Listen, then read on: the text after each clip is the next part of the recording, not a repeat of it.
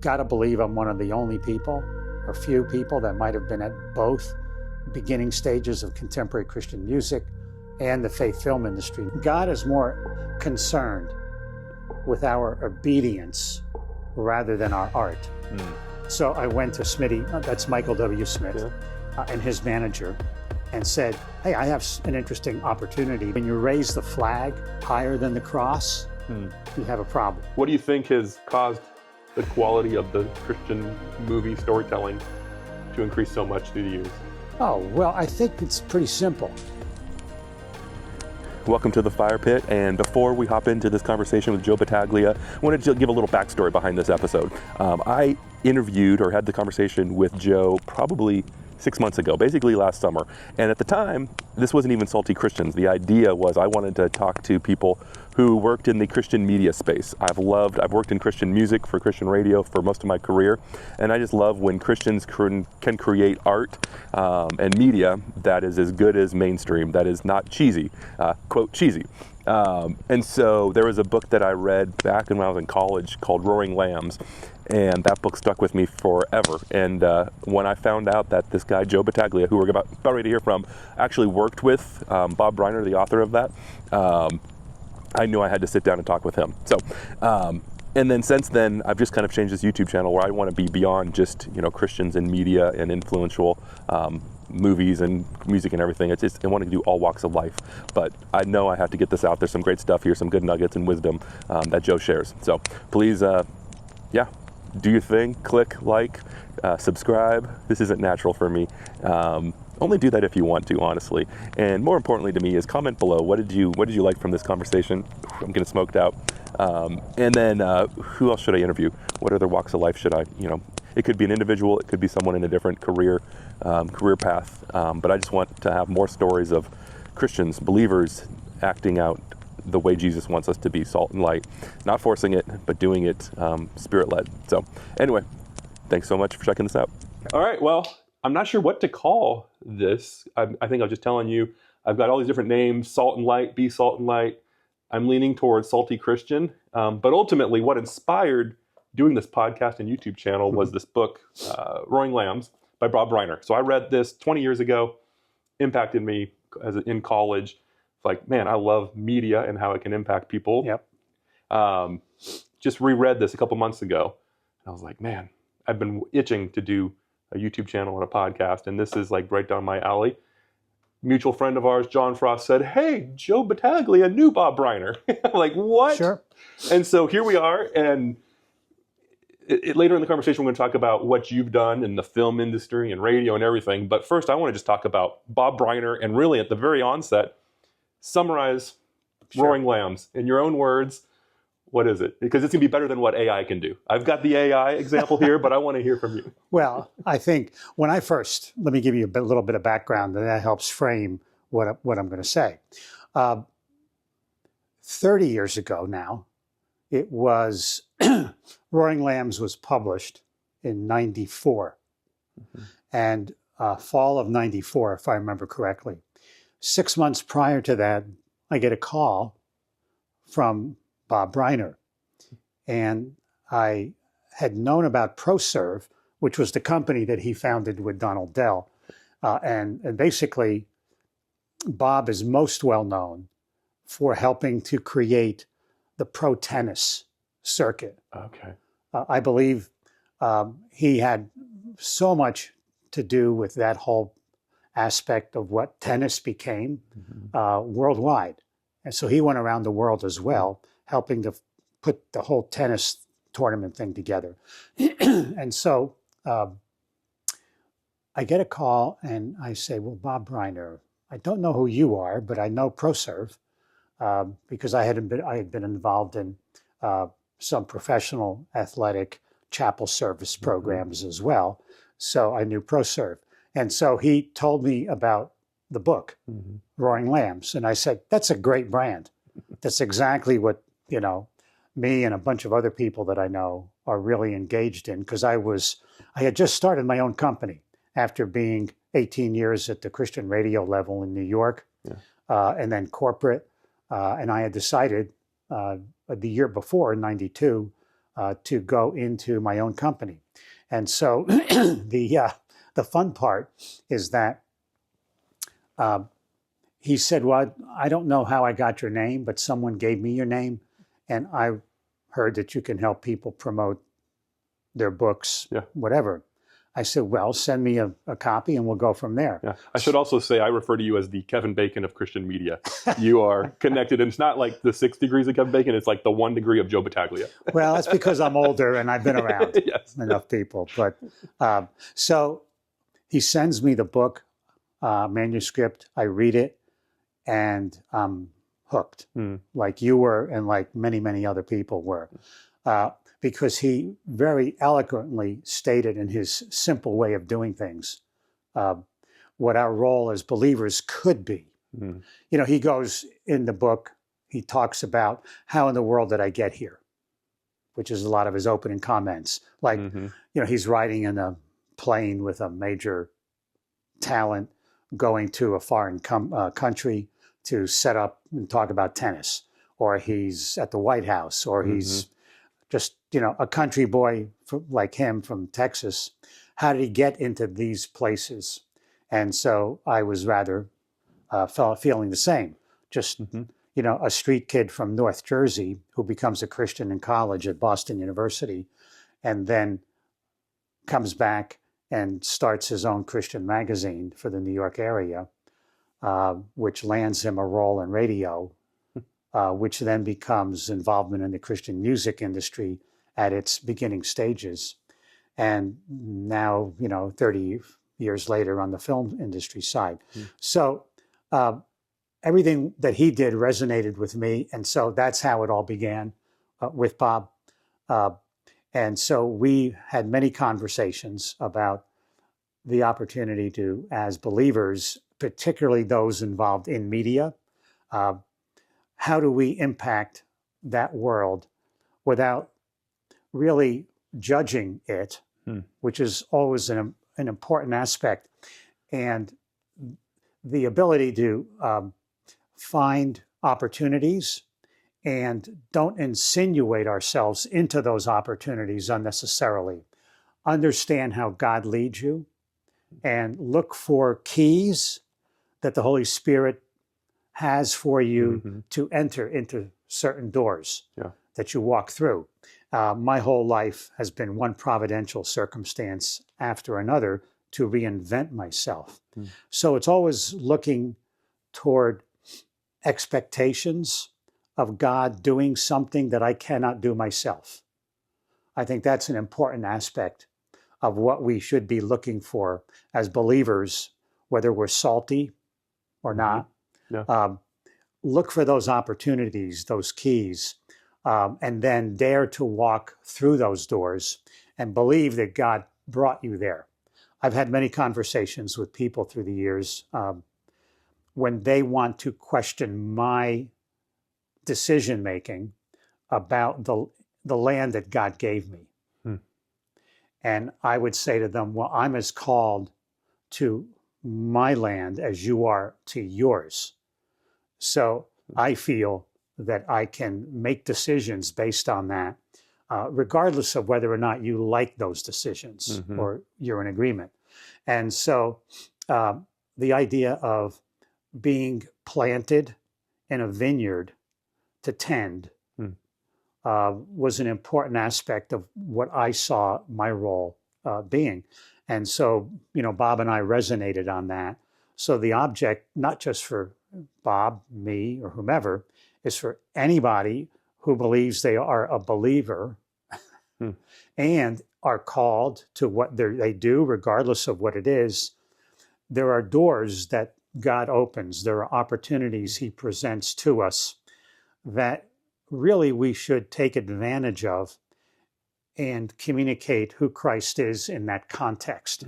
I often use, I speak in sound bites sometimes, as you know. Yeah, and that's great for the beginning of this episode. We'll put the best ones right there to get people hooked. And so what I often like to do is talk about 2 Corinthians 5:17 to 20. We all know that great verse in 17, right? Where we are all new creations in Christ. The old is past, the new has come. Well, that certainly means that we're not a retread, right? And we all have heard that analogy of the butterfly coming out of the cocoon. But what is really key, I think, to better understanding that context is what verses 18 to 20 say. After verse 17, which gives us our new creation, what do we do? Paul then says, here's your job and your job description. You are to be ambassadors and ministers of reconciliation. That's what we do. The great thing about an ambassador is that he is not sent to fix the country he's in, but to represent the country he's from. Wow. Yeah. Now, when God revealed that to me, it just opened my eyes to the manner in which I should approach people. We're so busy trying to fix things, our country, our spouses, our kids, our friends, things that annoy us, that we forget often to be the representative of the country we're from, which is the kingdom of God. That requires a whole new level of understanding, opportunity, and the spirit that we bring into something. And then we are to be ministers of reconciliation, which simply means reconciliation to reestablish friendship between. So my job as an ambassador is to represent the kingdom of God to whomever I engage and help them reestablish friendship with God once again. Well, that puts me in an entirely new category. You know, I do battle differently in that respect. It is a battle in the heavenlies. It is a spiritual battle. I know who my real enemy is, and it's not the person I disagree with. And so that was an important realization of what a excuse me, of what a roaring lamb is. Yeah. It is not someone who wants to fight with everybody. Yeah. It is a gentle way, as the subtitle is, to radically change your world, right? And so Roaring Lambs helped begin framing that thought for me. And it was just a fascinating time. And Bob wanted me to help him promote the book. And Zondervan printed it. So I went to Zondervan before it was printed and asked their marketing manager, well, Bob recommended me, let's promote the book. And he said, sure, I'm happy to pay for it. You need to get me an A-level artist in Christian music to help promote it. Yeah. I said, all right. So because of my involvement in the Christian music industry at the very nascent stages in the mid-70s, and being on the Gospel Music Association board for 20 years. Wow. And at that time, I had just been chairman for 2 years of the board of the GMA from 90 to 92. So this is right after. Yeah. So I kind of knew most of the artists that I had grown up with because I predate everybody just about. And so I had been involved here in Nashville with the GMA, with a lot of Christian music, with many of the artists. So I went to Smitty, that's Michael W. Smith, and his manager, and said, hey, I have an interesting opportunity that I would love to do because I want to create a radio show around this. And he was the perfect artist for that time because he was being salt and light. I mean, his music was on pop stations. Yeah. And I mean, the people that were most were he and Amy. And so they were prime for this.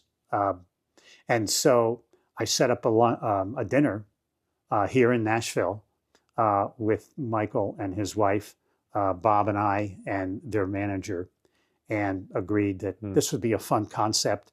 So I created the Roaring Lambs radio feature.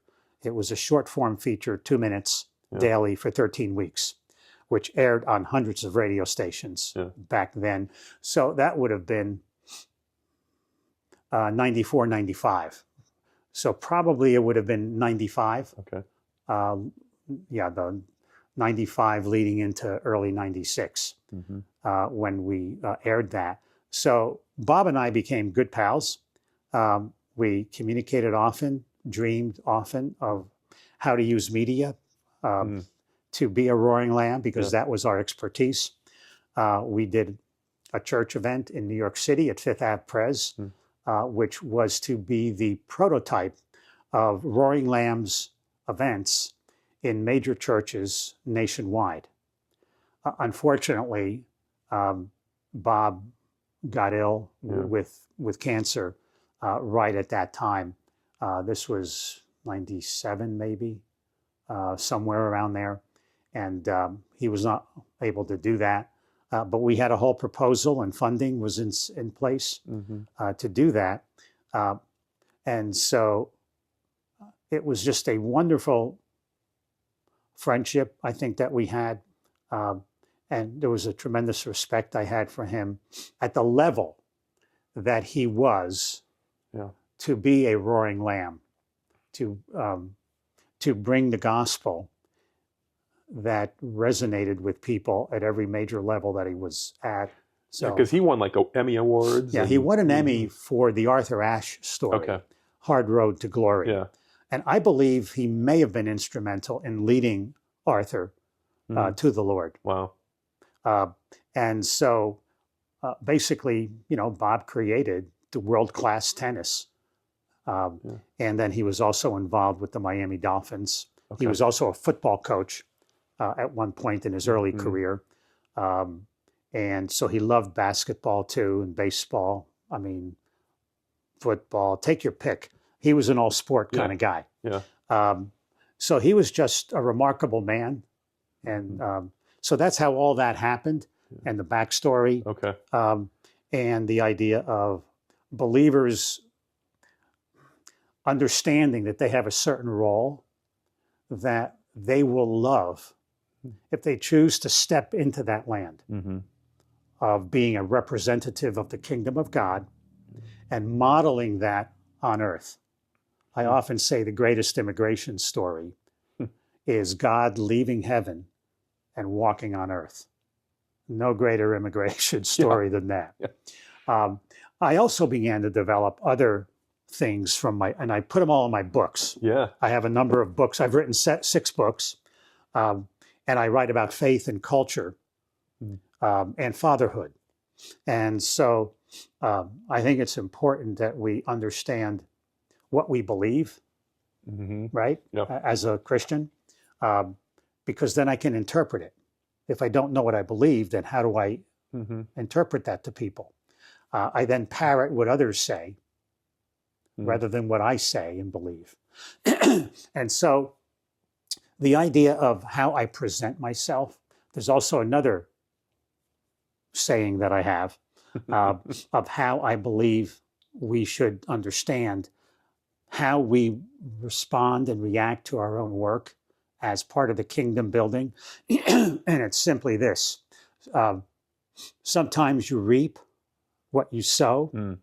Sometimes you reap what others sow. And sometimes you reap, or sometimes others reap what you sow. Yeah. Sow, just sow. Don't worry about reaping. God brings the increase. Oh, wow. And so that's an important aspect of what I do with what I'm given, and how I handle it. So there's an aspect of humility that goes along with that. But more importantly, I think, is the realization that God brings the increase. Your job is to sow. And the best way to sow is not expecting anything to come back. Because, and here's another one, the spirit in which you do that, I think there's a universal principle, and I love breaking things down into what I believe are universal principles. The spirit I bring into something is the same spirit which is received at the other end by the person who consumes it. I believe that's written into the fabric of the universe by God. So that's why we find favor with people and circumstances, it is because we bring the right spirit into the situation, which can diffuse antagonism and suspicion on the other end. So I think that's an important aspect of being a roaring lamb. It is understanding my calling and the land that I'm in, and the whole sow and reaping aspect of what I bring to the table, and the right spirit that I bring into the conversation or into the situation that allows me to be the roaring lamb that I think Bob wrote about in his book. And as Christians, I think we don't think through this enough on how we communicate. I mean, I can go on and on and on. I mean, I can then seg from that into after I graduated college, and we may have talked about this. I went to Boston University. I was a journalism major. So I was going to go back to New York and work for the New York Times, win my Pulitzer, and so be it. Or maybe be a sports journalist. Anyway, I became a Christian in college through Campus Crusade. So that changed a lot of my perspective on things. And so when I came home, I created, this opportunity to start a Christian magazine for New York, which I think was the first one that had ever been done just for the New York metropolitan area. And that led to my job at the radio station. But I think I mentioned this to you, that I had met somebody, a pastor, who after I left college, I kind of ran into him at an event. Turns out he was a Greek scholar and a Hebrew scholar, one of those guys that never has a Bible with him, only a Greek New Testament and a Hebrew Old Testament, from which he read and preached from. And so the fun part was that I said, "Can you teach me Greek?" And he did for 1 year. Wow. So once a week, I would sit with him in his office, use the regular Greek books that others have used and still use in seminaries. And so I learned Greek. And I could read Koine Greek almost as quickly as I could English. I love languages. I speak several. And it was just fascinating because I wanted a better understanding of the New Testament so that I could communicate better as to what it really says rather than what somebody else says. Again, as a journalist, I'm all about, first principles, primary sources, do your research. Investigation. And so that was a wonderful opportunity for me to do that. And I developed my working biblical definition of communication, which I still use to this day. And I'll keep this short because it could be very long. This is a thesis. Joe Battaglia. It is. It was a thesis for New York Seminary. Wow. I did it as part of an urban theological year right before I got my job at the radio station, so that we learned urban mission. See, my life has all these rabbit trails because I felt, well, I'm in New York. It would be wonderful to understand the urban mentality. I mean, I grew up there, right? So you think you know everything, but if you're not ensconced in it, you don't know anything. You just are looking from afar. So here we go again. My, primary source mentality, my researching, I enrolled in that with. There's a bunch of other guys in this opportunity called the Urban Theological Year. And so we had to do a thesis at the end. So I chose, what's my working biblical definition of communication? So to make a long story short, two of the most appropriate words translated from the Greek into English would be koinonia and logos. Now, seems like everybody named their coffee houses koinonia during the Jesus movement. What it means, of course, is to establish a relationship. with someone Yeah. or something, right? It is this fellowship that you engage in. And then logos is another name for Jesus. So the universe, everything has a logos to it. It is the essence of what life is and what that is about. Every discipline in science has its own logos. I don't know if I'm doing it total justice to interpret it, but for our sake now.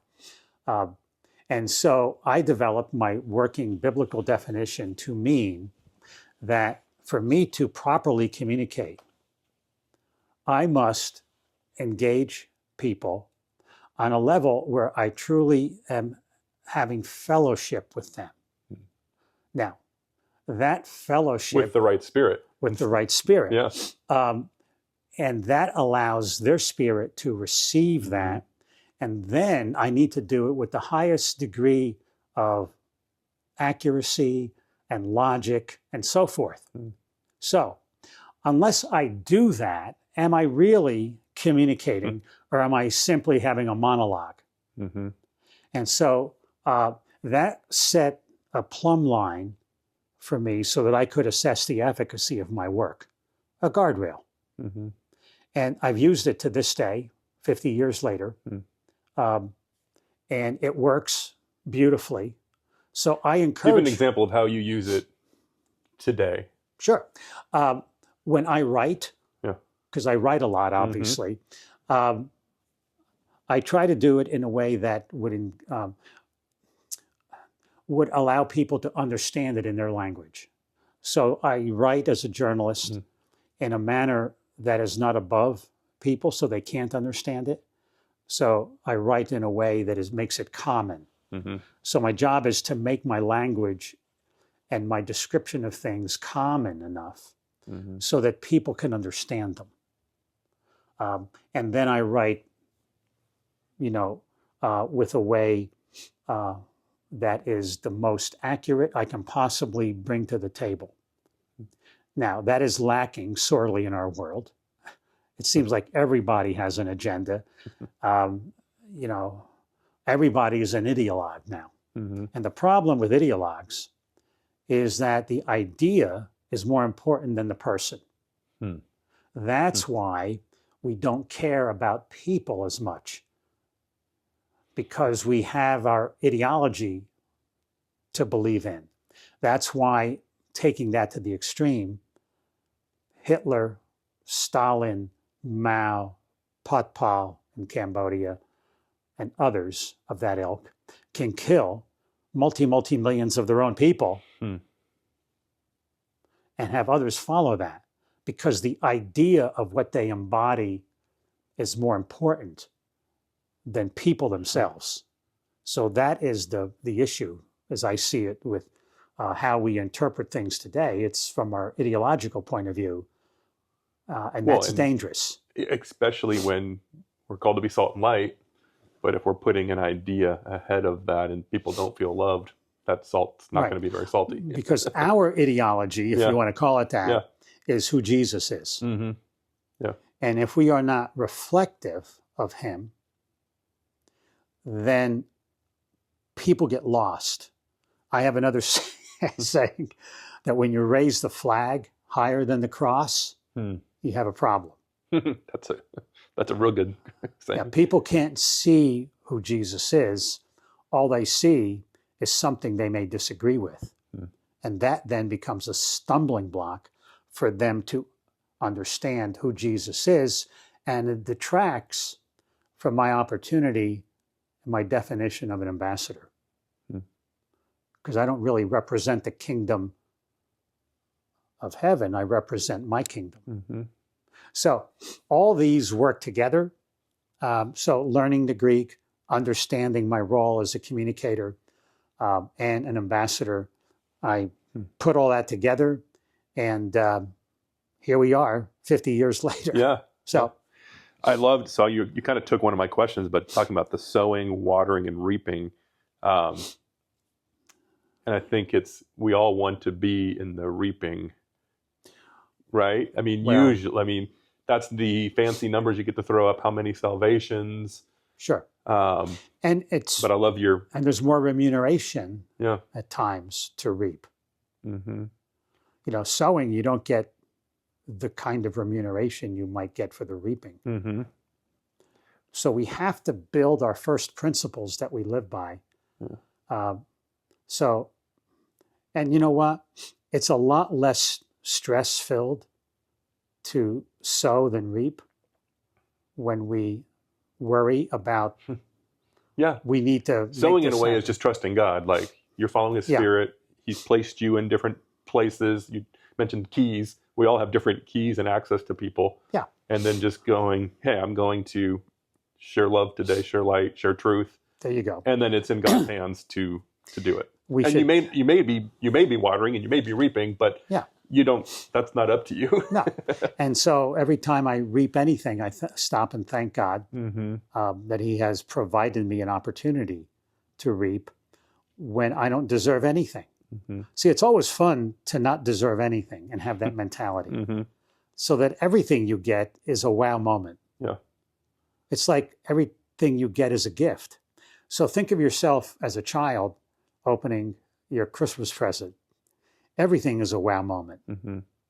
It still is for many of us. Yeah. When we are given something that we didn't deserve, we didn't expect, and it's a wonderful opportunity to thank God. Yeah. So I rather live in the wow moments rather than, well, I deserve that moment. Different Mm-hmm. spirit, different attitude comes out of that, and so forth. So Yeah. I think you get that. Something else I wanted to ask you about. So, you talk about getting Smitty involved with the show, the radio program to support Roaring Lambs. But one of the things that Bob talks about in his book is the Christian ghetto. Yeah. And there was one beautiful example actually in his other book, the follow-up to it called The Final Roar. And his example was a Christian artist. And it wasn't like a big one, but when they were, actually he didn't name them. He purposely didn't identify who it was. Yeah. But because Christian music can be the ghetto. There's very much a ghetto mentality, which Sure. I've worked in Christian music like you, and I love it, and I've been impacted, and it's amazing. And it's awesome to see how many Christian artists have embraced this Roaring Lamb idea. Meanwhile, we're kind of preaching to the choir to some extent. But anyway, this example in the Final Roar book was a Christian artist who was looking to go to, I think it was Dallas, and they were looking for the best offers. What's the big church they could play in? But then their kind of salt and light part, because they knew we're going to go there, we're going to go to the Christian radio station, we're going to go to the Christian church. That's going to be how we pay for it. But then they were like, let's go do another show somewhere else outside of the Christian bubble. And that was an example of it. So anyway, I guess, why do you think, one, Christian artists, and that can be film, TV, musicians, have been so drawn to Roaring Lambs? What makes them? Well, because our desire and the way we are built by God is to be in the world. So if you are in the world and if you love your faith and you love Jesus, you want to make a difference. Mm-hmm.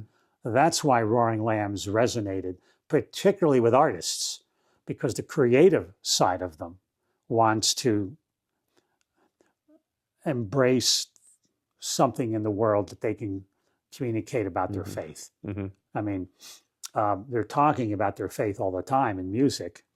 And if God allows them that platform, they go for it. Yeah. So people that are creative and have an opportunity to express that creativity, that comes from God. So you're built to be an ambassador. Mm-hmm. That's who we are. So when we become one, we fulfill what we are wired to be by God. Mm-hmm. So naturally, we feel good about that, and we want to get that. But it's sometimes you're not able to do it because your situation may prevent you, or you feel like you need to reap more than you need to sow. Mm-hmm. And if you think like that, then you're only going to go to the places where you know you're going to reap and where it's comfortable to Mm-hmm. reap. Sometimes we, believe that we should have, the American dream rather than God's vision, right? Mm-hmm. So I'd rather have God's vision than the American dream. And I think it's not like you can't have both, but what priority do you put into one or the other? Yeah. And so that's why I just think the greatest freedom, which is why America works and why socialism does not, is because everybody is wired to be something, a certain talent, gift, predisposition to do something with themselves. That's the way we're wired. And then be free to do that. America has afforded people that opportunity. And so that's why people struggle and die to come here, and why they're escaping anything that's socialist, culturally Marxist, and so forth, because that spirit is only about division, not reconciliation and redemption and forgiveness, which is what the Christian message is, because we all want that. See, again, we're wired for forgiveness, that God forgave. That's why Jesus came, to assume our sin and forgive, so that we can, right, inherit eternal, the kingdom. So we are wired for these things. That's why we gravitate toward them. Yeah.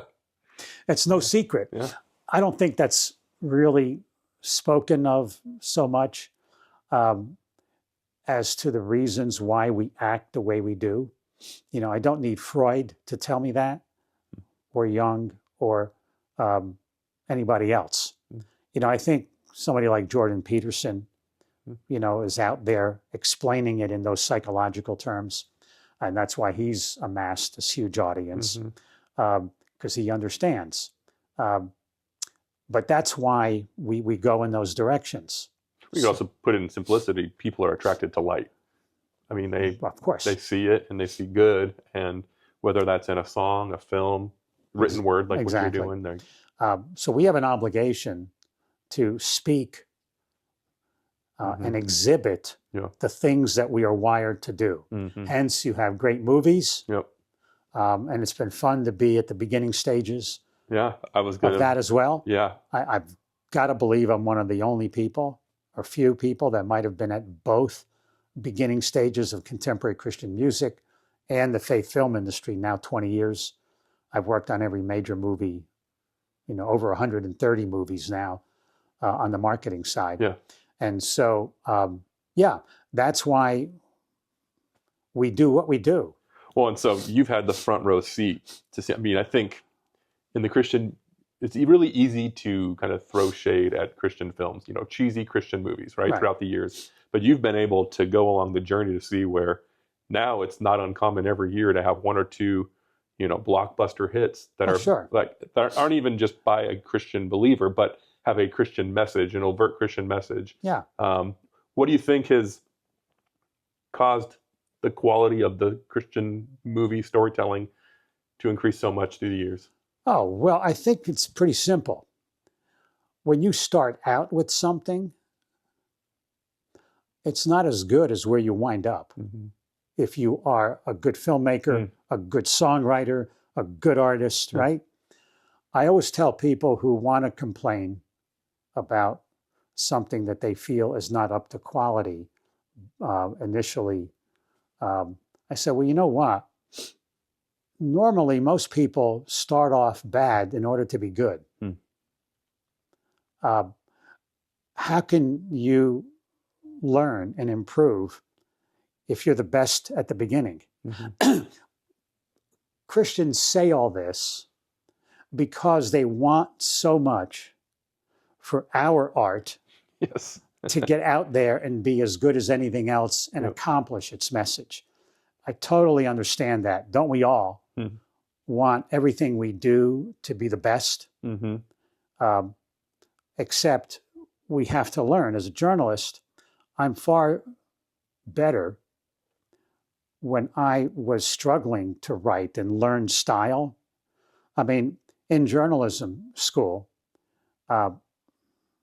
well, back then you could not be a snowflake. And have thick skin. I mean, you would get picked on all the time about how bad your product was. Yeah. And then one day, the teacher in a particular class gave me an A and said, this is really good. This is improved. So what you learn is I have to work at becoming better. But at the beginning, I was pretty bad in order to be a journalist. Mm-hmm. I was okay if I just want to write letters to my friends. But if I wanted to really communicate and be the best, you need to struggle at how best to write, how best to look at things, how best to put things down, use the right words, do the right leads, and so forth and so forth. So everybody who creates is like that. The best comes out in those who have the gift. So some people have been, doing that for years, just can't get as good as somebody else. Well, we all know that everybody has a particular gift. Yeah. So what happens? Well, the cream rises to the top. And so ultimately, you got to start churning somewhere. Yeah. Yeah. At the beginning, and you don't have the cream just yet. Mm-hmm. And so you keep churning.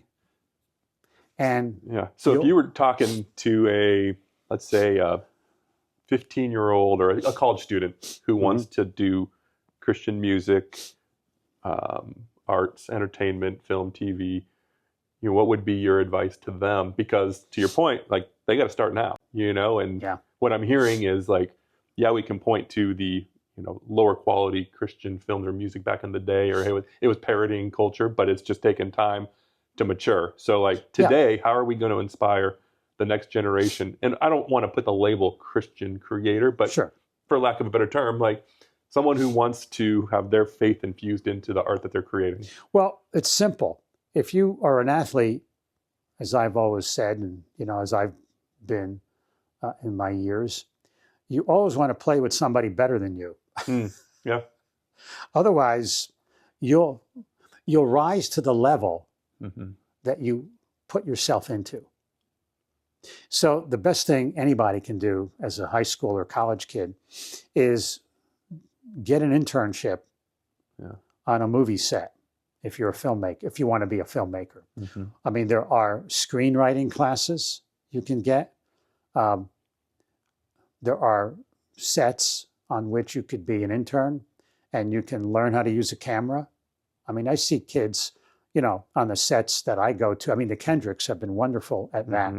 I mean, they've mentored the Irwins.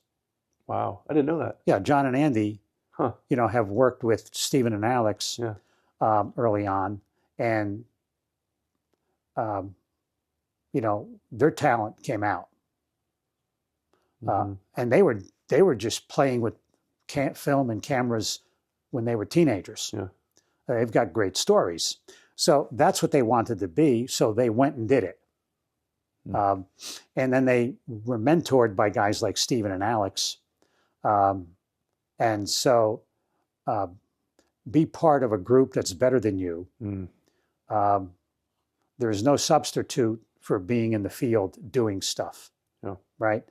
So it's really rather simple what you need to do. And that's across all trades. Like with anything. Yeah. Sure. You only learn by doing, and you learn best by doing it with somebody better than you. Yeah. That's what I would say to anybody, and I still do, any kid. Yeah. Yeah. So real quick, explain what you do in the Christian film world today. I stay in my land. I have another saying. When you stay in your land, there's no famine. Hey, I've learned that a lot over the past couple of years, being my own boss. It's like, this is... Do what you do best and what you know best. Yeah. And so therefore, I am more able to help people as an expert than I am as a novice in attempting something else. Yeah. And so I do, and my team, not just me, I have a staff of 5. And what we do is all the Christian radio promotion for the movies that we are engaged in. Okay. So it is defining the advertising, compiling the buy, what's it look like, what environments are we going to go into, and then creating that and communicating that to all the stations and outlets that we work with, writing the spots, producing the spots, everything that that's associated with creating a radio presence. Yeah. That's what we're involved in. Being the Christian film guy, worked with all these projects and you've seen it grown. Where do you think, what's the next 5 to 10 years look like as Hollywood's taking notice? You got Kingdom Story Studios that partnered with Lionsgate. And then you got The Chosen. Yeah. The Wonder Project that John Irwin is doing with Amazon. Oh, really? I've not heard of that. Yeah. Their first series. They're doing a series now called House of David. Oh, wow. Okay. It's about David. Okay. Think of it as the prequel to The Chosen. Yeah. By several thousand years. Yeah. Right? There's a lot of prequels. A lot of prequels. John has developed this wonderful partnership with Amazon that is funding this series because they've seen his work. Yeah. And Andy is working with Kingdom and Lionsgate. He's staying there. Okay. And then John is doing this thing with Amazon. So I'm really looking forward to seeing what that is. I think. Yeah, on a bigger level, what do you think the future looks like? Is it more Christian creatives working with the big studios? Is there a space for the independent route? I think there's a space for everybody that feels that that's where they're supposed to be. I love that answer. That's great. I mean, it sounds political. Yeah. But I think it's true. Again, understanding how I'm wired, where my land is, I stay in my land. I think the point is this. And don't try and go into other people's land. I think that can be a temptation for all of us. I wish I had their influence. Work your own. Yeah. Hone your own land and work at it. God's planted you there for a reason, to tend that vineyard. So tend it, then he may reinvent you into another land. Yeah. I think the idea is God is more concerned with our obedience rather than our art. God loves art. Look around you. Yeah. Oh, yeah. I mean, we see the beauty of creation that is unmatched. So obviously, God loves art, right? But he loves obedience more. And I think sometimes we may lose out if we love art and use it as the end all and the means to an end, rather than using it as a step of obedience. Yeah. And so use what God gives you, but make sure you have it in the right priority. Yeah. And so that's what I would say to a lot of people who are starting out as well. It's really important that you learn that lesson. So the people that complain about the art not being up to standard, and again, I go back to my buddies Stephen and Alex, and I've worked with them on all their movies, because some of the earlier ones, people said were cheesy, but the one thing they do, like no one else, is tell a story. And that's why some of the early movies, despite their lack of professionalism, which they understood because they were obedient. Yeah, they had a message they wanted to get out to people. Because what's the land that they live in? They're pastors. Yeah. What do pastors do? They feed the flock. They shepherd the people. That's what they do in their movies. Yeah. And so wait till you see The Forge, the new one coming out next week. Okay. I better edit this fast. It is amazing. Okay. About discipleship. Yeah. So guys like them have followed exactly their calling as pastors. That's their gift and calling. They have taken that and used movies as a way of expressing that. So, Alex has always said, and Stephen as well, that their job is to make better Christians. Which another one of the themes, and you touched on this earlier in Roaring Lambs, was instead of as the Christian church complaining about culture, why don't we just go make more? Make. Yeah. I mean, it's so easy to go, oh, I don't like this song. I can't believe that they're playing that on the radio, or they got that.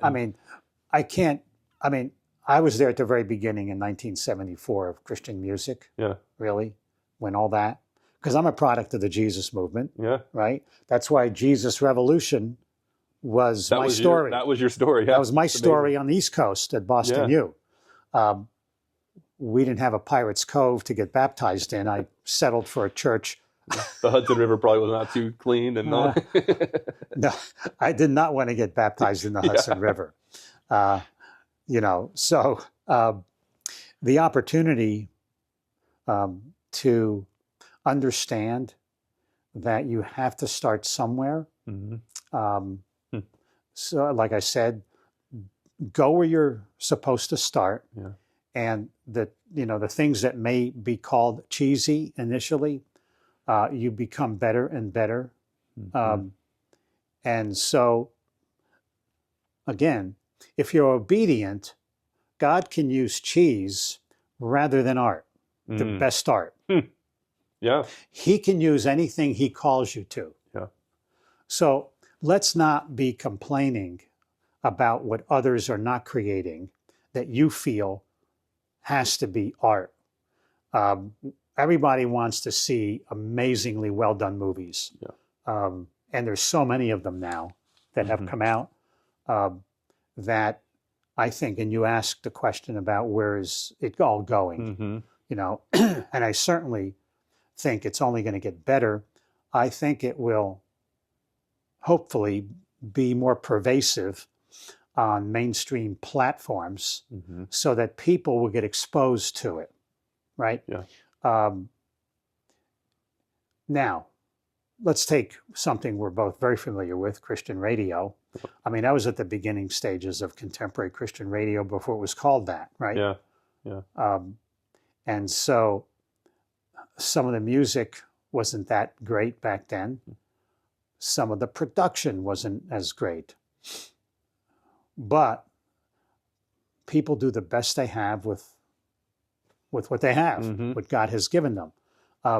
And so it's wonderful to see where it's come. We used to be a subculture in Christian radio. Now, when you're the number one station in town, in some day parts, you're no longer subculture. People are looking at you going, what are they doing to have success? You then become the imitator. Yeah, yeah. Which historically the church has been. I mean, you go back to the way church buildings were built, the art, everything, So now people are saying, what are we doing? Yeah. I mean, so when you're, again, and with our radio show, Keep the Faith, as you're familiar with that, it's been number one in Nashville on Sunday mornings of all stations. Yeah. Many of our stations are top ranked. We all know them, KLTY in Dallas and KSPJ in Houston and KTIS in Minneapolis. Some of the shows are top shows in the market. You're not the subculture anymore. Yeah, yeah. Right? And so, but how did that happen? Time, expertise, learning, staying in your land, doing what God's called you to do. You eventually will rise to the top. Yeah. Because what we offer is life changing and transforming and so forth. Yeah. So, well, and one thing I want to add to when I was asking you to give advice to the college student, I think, and this is me speaking, like we all want to do something great for the kingdom of God, right? We want to have that number one, whatever it might be, top of the podcast chart, top of YouTube, top radio, whatever it might be. But as you said, it's a journey to get there. And don't forget, yes, we want to be roaring lamb, salt and light in culture with the big movies, the big music. But as you're learning from people, you get to be salt and light to that individual. Let's not negate the people we come in contact with on that journey and what kind of representation are we? You know, don't get Yeah. don't get our eyes set so much on this end result. Well, yeah, I mean, the live in the moment Yeah, thing exactly. is important. Yeah, It's easier to live in the moment. yeah, yeah. And the reality is, when scripture says, your word is a lamp to my feet Mm, and a light to my path, it doesn't say it's a floodlight. yeah. To 20 years from now, when you're going to do that big epic project that we're talking about on a podcast. You're prepared. Yeah. Because you have walked down the road step Mhm. by step, Yeah. and you learn lessons Yep. in each step. So live in the moment, enjoy that, understand where you are, Mhm. desire to be obedient, Mhm. and things will come to you. Yeah. That's great.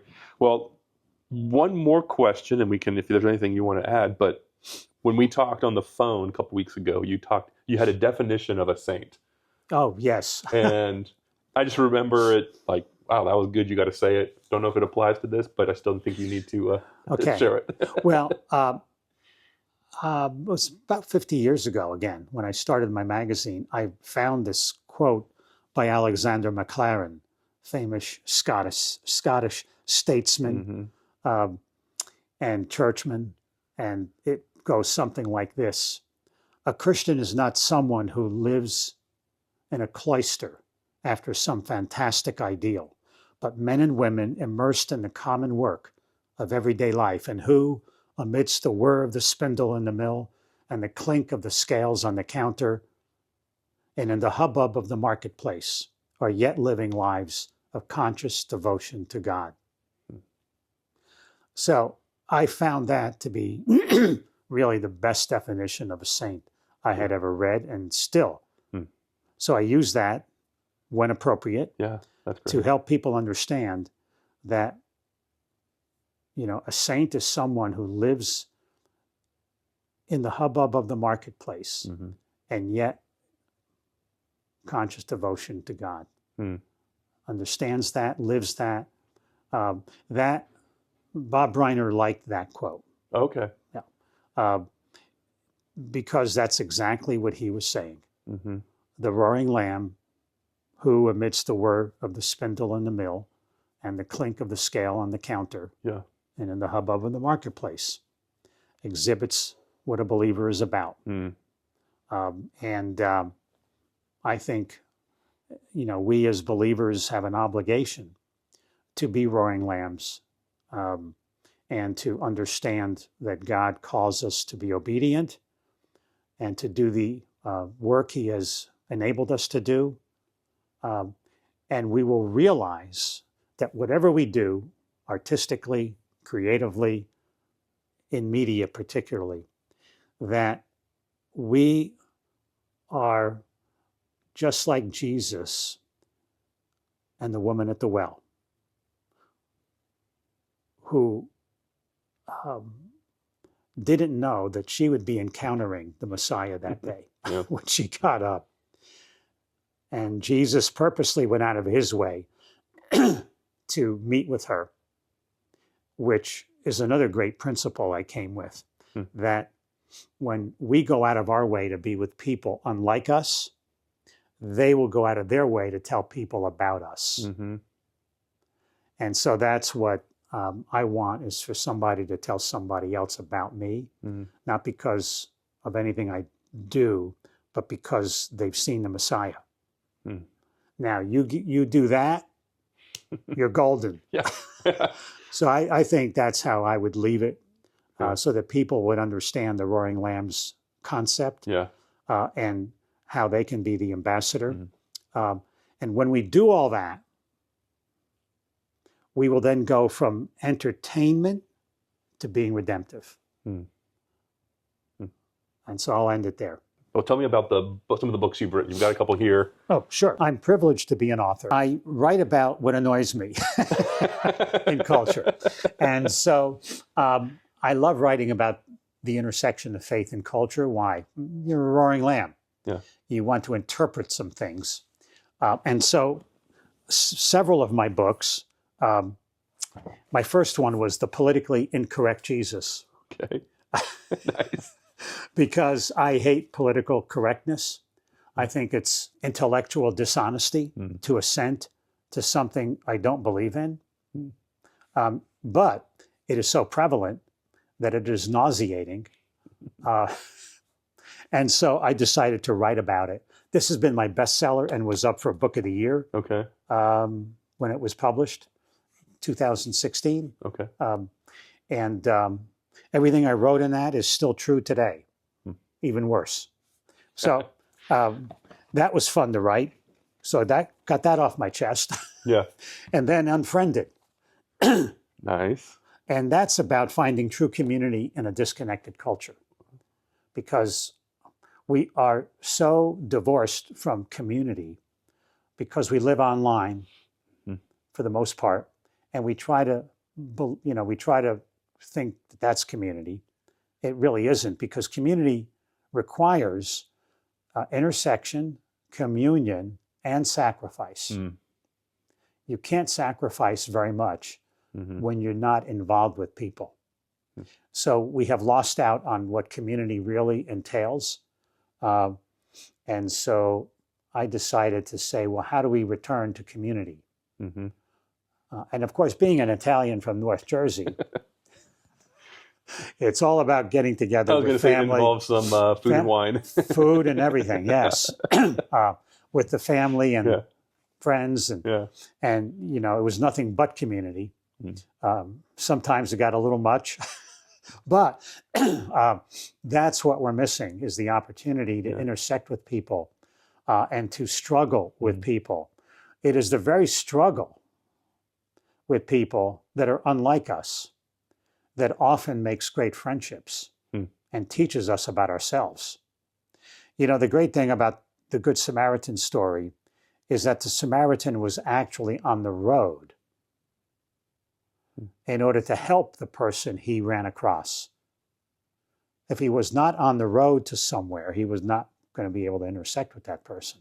We need to be on the road to somewhere in our daily walk of living in order to help people. So I go through that. And then 4 years ago, I had to make fun of a lot of stuff.